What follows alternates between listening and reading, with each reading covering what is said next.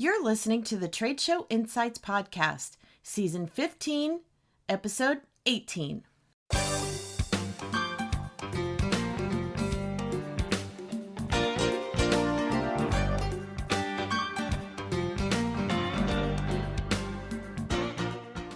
I'm your host and exhibit marketing strategist, Marlis Arnold, bringing you tools to improve your exhibit results.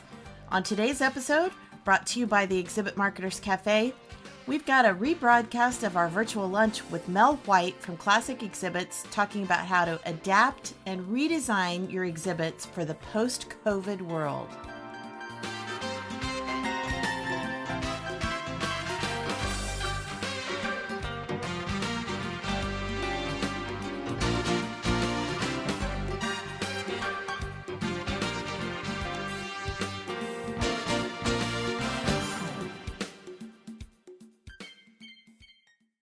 I've known Mel for a long time.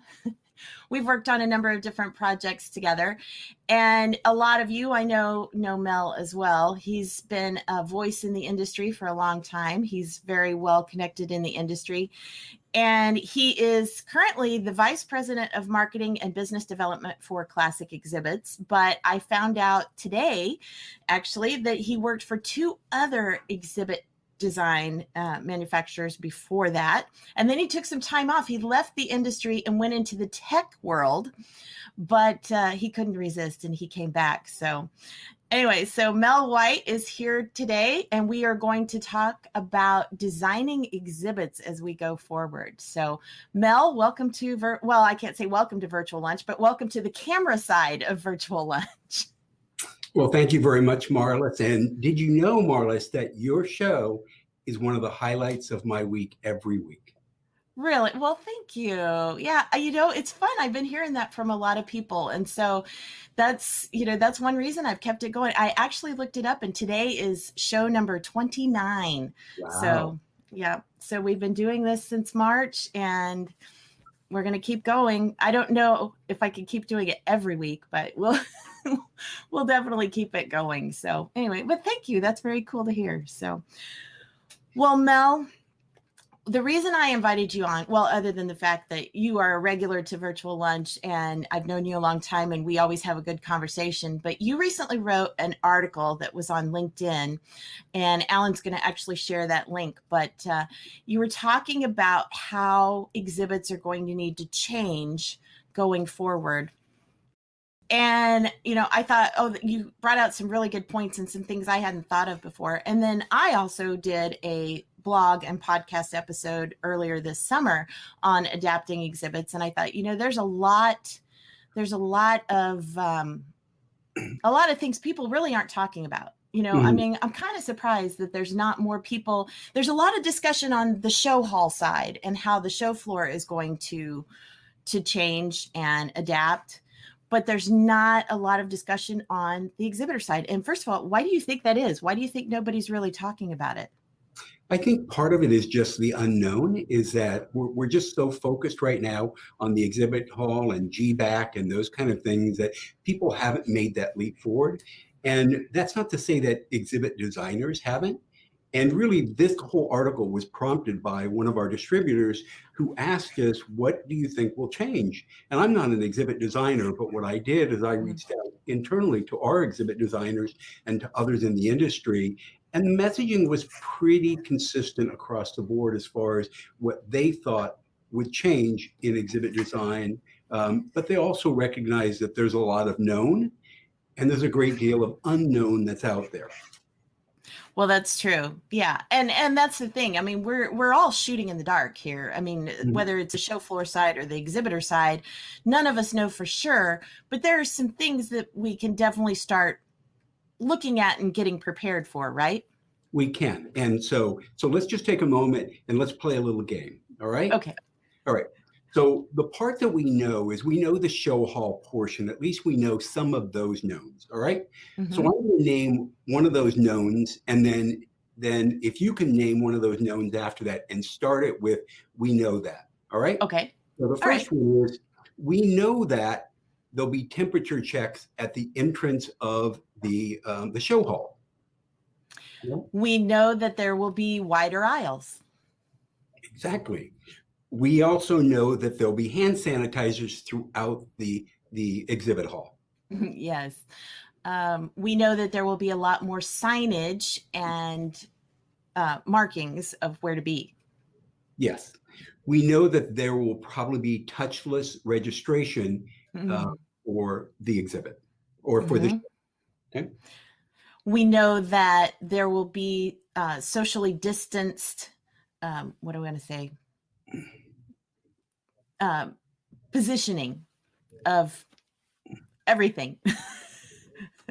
All right. So we know that there's likely, depending on the number of attendees who are showing up, that they'll be scheduled as far as when they can be there and when they can't be there. So not everyone is attending at the same time. Mm-hmm. And we know that there will be one-way entrance and one-way exits. And we know that there will probably be a series of safety barriers or dividers somewhere within the exhibit hall to kind of steer people down certain paths, in addition to simply having more signage. Right, right. So I don't know what else we know. Well, we know that masks will be required. Oh, yes, yes, that's a We know- given. Okay. Yes. So knowing that, knowing what we know from that, how does that translate into the exhibit design itself? So when an exhibit designer is looking at the booth, what does that mean for him or her as far as looking at the booth? And I think the obvious one of some of the obvious first one is obviously there's going to be hand sanitizers within the exhibit itself, right? In addition to Right. what's on the show floor. But hand sanitizers are kind of ugly. They're not Yeah. very attractive, you know. So if you have them in your booth, and if you're an exhibit designer, how do you have them in the booth but minimize the visual impact of those hand sanitizers in there, Mm. right? And I think some of it is that it has to be visible, but you can do vinyl, you can do things so that it blends in with the theme of the exhibit itself. You can put it on counters or put it lower on counters so that Mm-hmm. it's accessible, but it's not sitting like right in the middle of the booth itself. All right. Right. And blending it in with the design so it's not just here's a hand sanitizer. Exactly. So if you have like trafficking within the show hall, will you have some kind of one-way entrances and one-way exits within the booth itself? Well, that's probably a little difficult on inlines, but it probably isn't unfeasible for island exhibits for them to start designing them. So there's really only one way to come in and one way to entrance, and then kind of a path to lead them through to maximize it. Wouldn't you think that that would be kind of one of the things they would be thinking of? Yeah, that's where I would assume that booths would be going. And we've got some participation from the audience here. Chuck says we know there will initially be smaller booth footprints. So, Exactly. or and I want to kind of adapt that a little bit to where it may not be smaller booth footprints, but it will be less like a But less stuff in the booth. So like if somebody usually has a 10 by 30, they may still have a 10 by 30, but it's going to be scaled very differently. yes, I think there'll be absolutely less congestion, less items within the booth itself, so that there's more room, more social Mm-hmm. distancing in the booth itself. You know, one of the things that I think of is I think of when I was at Euroshop, I don't know, 8 or 9 years ago, and one of the exhibit halls within Euroshop was a mannequin. It was solely devoted to mannequins, and I had no idea that there was a massive industry um, about mannequins and the mannequin design. And it was such a competitive industry that when you went into that hall, all the exhibits had curtains around every single booth. And there was only one way to get into the booth and one way to get out of the booth. And they made it very exclusive. Yeah. I can see exhibit designs having some kind of exclusive element that as far as invitations and as far as Mm-hmm. timing, that the only time you can go into that booth is when you have an appointment at a certain time with a certain person. right? And I have seen over the years, I have seen a few exhibitors that have executed that really well, and more like kind of like a movie theater environment where they had literally had the red rope and you had to line up, and then you were let in at a certain time, and yeah, people couldn't just wander through. So yeah, when it's done right, it can be very effective. So a couple other things we have here. Kenji wonders, do we know that there will be wider aisles? Well, I guess that's still kind of up in the air, but I know the few shows that have been happening, I believe, have had, for the most part, had wider aisles. I don't think there's really, I think when you look at it practically, it'll have to be wider aisles. We've all gone into the supermarket where they've tried to enforce one-way aisles, Yeah. and it doesn't really work. People ignore it. People don't really pay attention to it. Even with the signage there, the wider aisles where people can kind of monitor themselves is probably more practical. hmm And Al says we know there will be less attendees, which Mel, you shared with me an article this morning, a quote that was I thought was very good about there will be less attendees, but they will be very, I forget what the word was, but very serious and very diligent attendees that are there. So, as I always tell exhibitors, it's like less attendees doesn't always mean a bad thing. Sometimes it's just that, you get rid of all the fluff. Yeah, I think, well, certainly the physical attendees will be much more focused, but that doesn't hmm mean there'll be fewer attendees when you roll in the virtual part of it. Most of the shows will actually have more attendees, I think, over time than they've had in the past when you combine the physical folks that are there and the virtual folks who are also attending, Oh, no doubt. assuming that experience improves over time. Yeah. Yeah. Well, and that's what the shows that are going virtual this year are finding is that they've got a lot more people registering than what they have in the past because so many people that couldn't physically come to the show are still able to attend.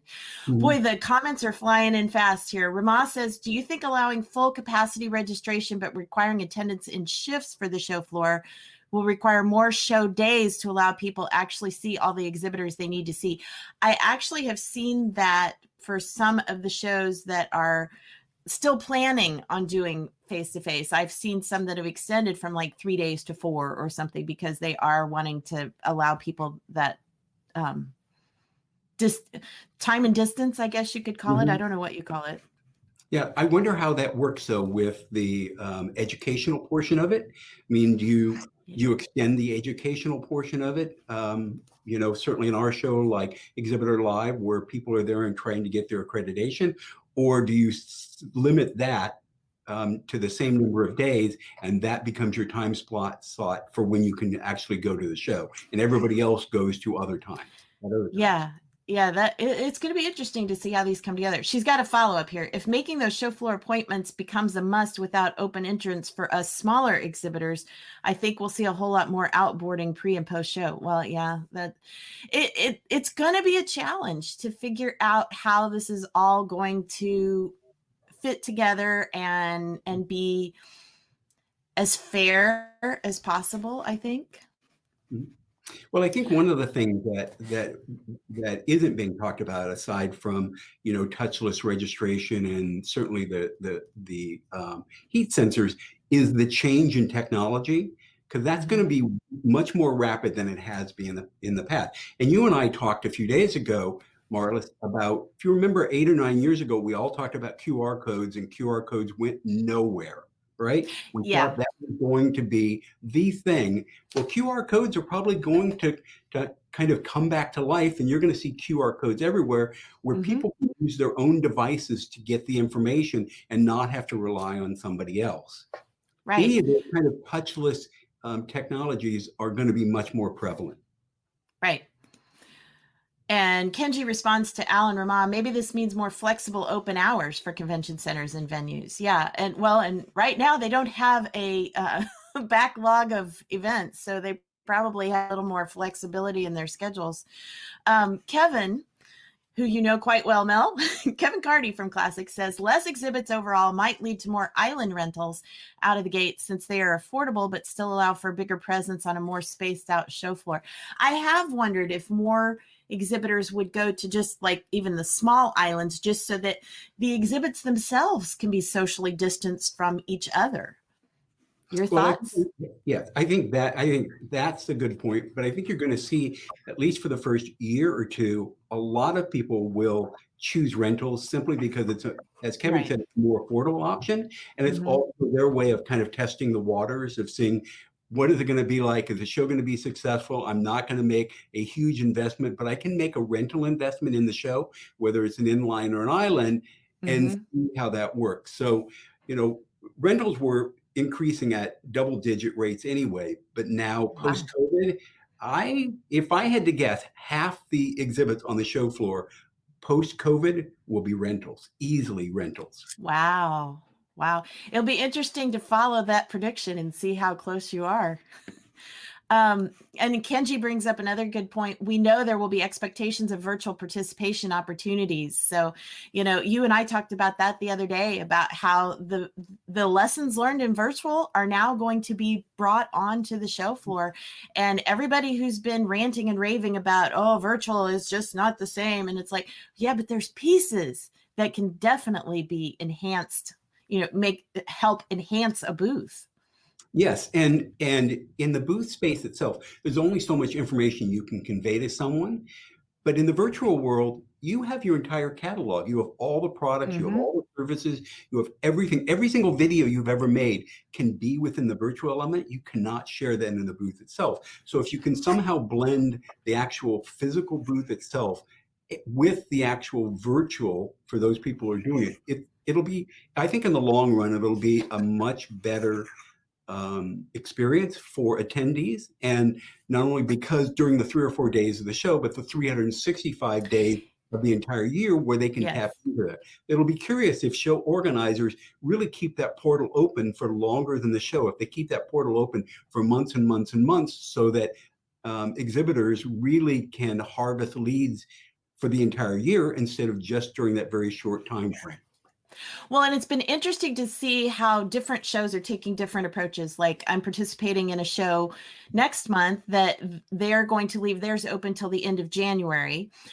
There was one this summer that left theirs open till the end of the summer, but then after Labor Day, they switched it over to where it's a benefit for it's an association. So it's a benefit for their paid members. And Mhm. then anybody else could pay to have access for the whole year to the platform. And the thing is that it's not just when they do that, then it can't just be the show pieces.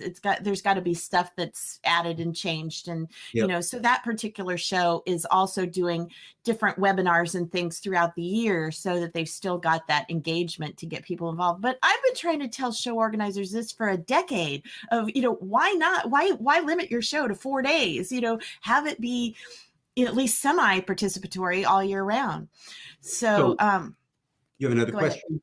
Well, Rama says that she's doing a lot more with QR codes now because it's so much easier now that they're built into almost every mobile device. And I know it's true. I don't even have to wake my phone up. I just, turn on the camera, shoot the code, and it immediately says, oh, and it recognizes it. So, Mhm. um, Chuck says designing booths with size flexibility will now be key. The ability to add on and expand as restrictions lighten up is something to think about, which again goes back to that rental idea that they can adapt from one show to the next as things change or as the city changes, because the regulations will be different. And will North American regulations remain the same? That's another key is we've all been restricted by North American regulations as opposed to Asian or European. Mm-hmm. Will show organizers, will general show contractors be forced to modify those regulations because of COVID, because of the ability of people wanting to be in the aisle and not being in the booth itself. One of the things that I've thought of is, will it change graphics? We always think of graphics as Yep. billboards in our industry. You don't want a lot of clutter. You just want a big message, and that kind of sparks a conversation. But if people aren't coming in your booth as much and you have to convey a lot of details, do those graphics become more granular than they have in the past? I don't know. Yeah. Or is there a way to blend the two where you've still got the big graphic, but then you've got, and I know you guys are great at this of having like the little pop out. Yeah. signage as well. And then Al says companies will use what they learn from experimenting with virtual events and apply their learnings to enhance their physical events.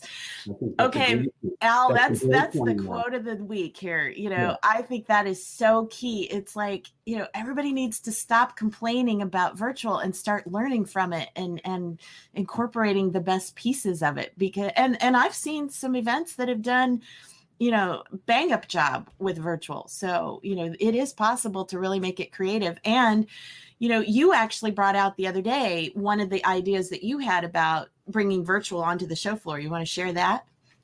So you're going to have to prompt me on that Oh, one. about the videos.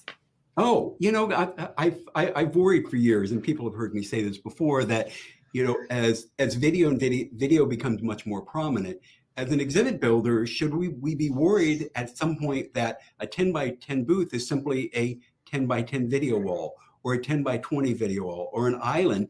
Because if the video can be sophisticated and entertaining, you're really communicating all the information that you have for that in that video wall. Now, videos have gotten kind of a bad rap because what's on the show floor is so bad typically, but that doesn't mean that videos are bad. But I think there will be a much higher utilization of video walls in the booth space as they try to communicate without the touch element. Well, and as you said, the bar is going to be set much higher. I mean, if somebody's going to do a video wall, they better do it right. Or it's going to become a sea of video walls, and only the best will get any attention. Exactly. So it'll be a show hall of YouTube videos, all competing for eyeballs. It's a little scary, isn't it? Yeah, that's the stuff of nightmares right now, I think. We better do some really serious educating with people before we turn them loose on that. Well, Mel, I know we covered a lot of different topics. We got a lot of great discussion from the audience. Any other points things that we forgot to bring up that so far that you wanted to mention? The only other things that people need to think about, and Rama will really kind of key into this, is storage, because there has to be a place for all these hygiene products that we're expected to have in the booth and wipe down, that exhibit designers and exhibitors need to think about storage much more so than they have in the past. So that's a simple one, but it's something to really think about. Yeah, that's true. Yeah, because there's going to be a lot of different things. And we haven't even gotten into the whole cleaning aspect side of things. No. I mean, that's another thing that the exhibitors need to definitely get up to speed on. Rama says, how do you see small exhibitors with very limited staff handling a hybrid show on the virtual side of it? The people in front of you have to come first, but how do we handle our virtual visitors? I think most of the virtual visitors will be, the people handling the virtual exhibitors will be back home. They'll be the employee back in the office, interacting with them within chat, or being able to send them PDFs or other information, or communicating to the staff on the show floor to let them know they've got someone waiting, and so that they can then kind of switched over to an actual live presentation as opposed to the virtual. I think there'll be a lot more coordination. There'll have to be coordination between the home team and the team on the show floor itself. Well, and I know as far as the event that I'm doing next month, the way some of the exhibitors, of course, this one is all virtual, but the way some of the exhibitors are going to handle it is they're actually going to be, because it's a retail type show, so they're going to be in their stores, and so their virtual booth is just going to be their camera on in their store. So maybe as they're ringing somebody up in the store, they're actually talking to that person and actually kind of talking to the person in the virtual booth as well. And so it would be more like that experience where everybody feels like they're all in the booth at the same time. So yes. So imagine standing in front of that small booth space, and the person is saying, so can you tell me a little more clearly how that product works? And it switches over to a video of someone in the factory who's actually in real time explaining how that product works, showing it being turned on, some of the features that are happening that you didn't have to have in the booth. And it's not a video, it's just a real-time presentation. Now, obviously that means that bandwidth has to increase significantly within the show halls, but if they can manage that, there's no reason you can't have that kind of coordination between what's happening on the show floor in the virtual world and in real time. Yeah.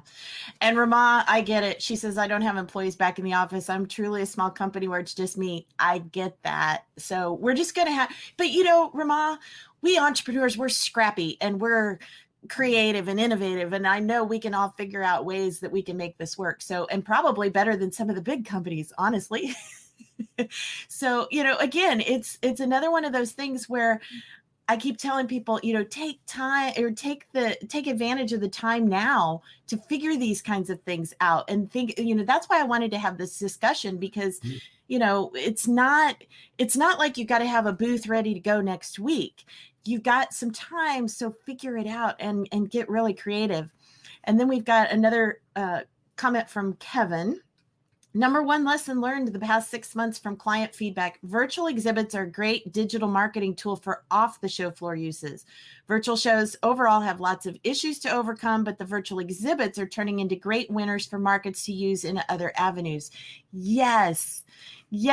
And that's what I'm trying to tell people all the time is like, this is a new tool. This is something that we have that we can actually use in whatever manner. So But the key to that is that virtual exhibit has to be portable in the sense that it has to be yes, mobile from show to show, and the client has to be able to control that experience and control that software or that URL.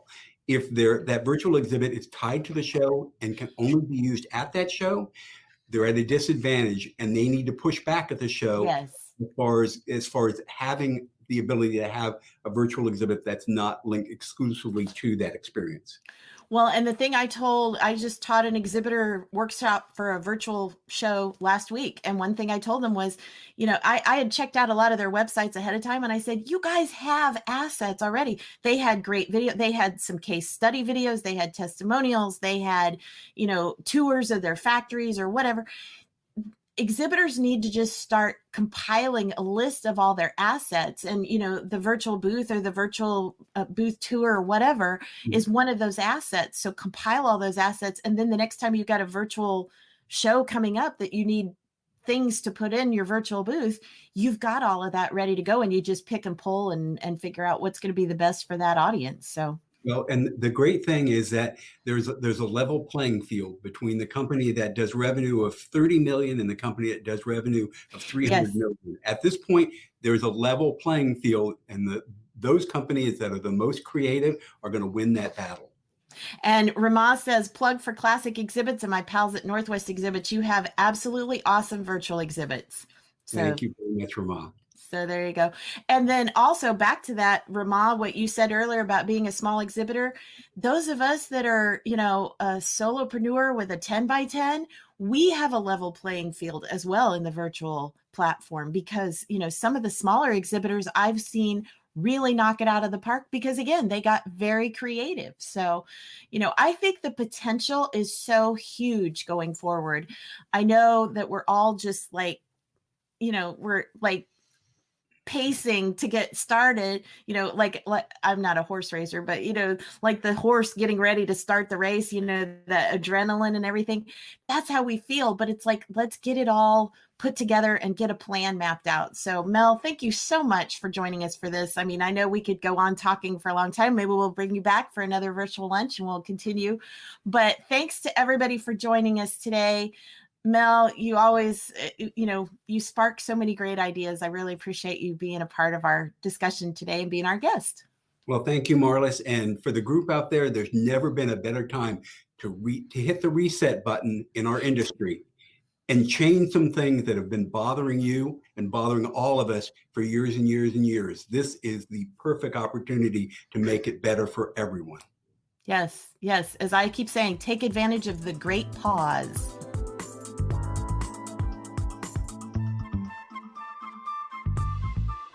You can find all the links mentioned during our interview in this episode's show notes at tradeshowinsights.com. And if you'd like to join us for an upcoming weekly virtual lunch, you'll find information on that at exhibitmarketerscafe.com/lunch.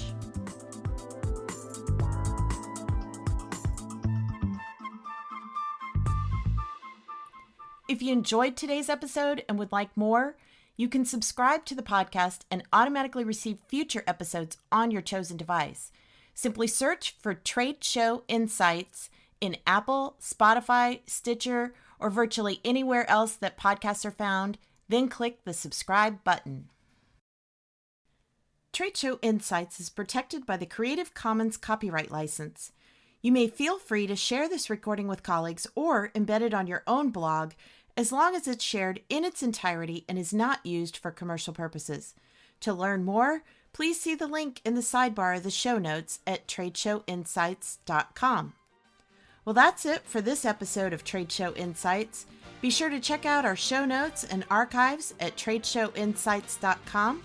You can also connect with me using the social media links or the contact page on the site.